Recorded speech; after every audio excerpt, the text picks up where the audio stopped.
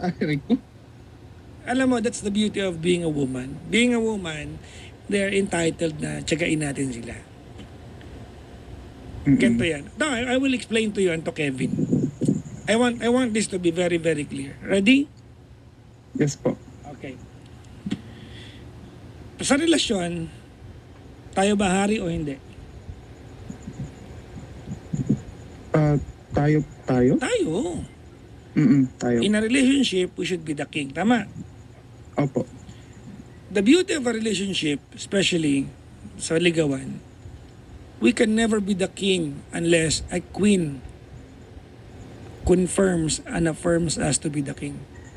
Hindi ka po pwede maging hari nang hindi yung reyna ang nagsabi. Kasi bago magkaroon ng hari, nauuna yung reyna. Yung reyna ang uunahin. She's a queen into her world. Reyna siya ng kanyang mundo. Balak kang pumasok sa kanyang kaharian. Hindi naman siya naliligaw sa'yo eh. Ikaw ang naliligaw sa kanya. Tama mali? Tama po. So nag-a-apply kang maging hari. Pag kayo na, pwede mo na sabihin yung mga bagay na do's and don'ts mo. Tama mali?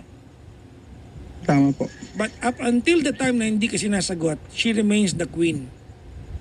And you are just a suitor. Huwag kang magpaas ng parang hari ka kasi you are not. The only way for us to be a king is a queen telling us that it's okay to be a king.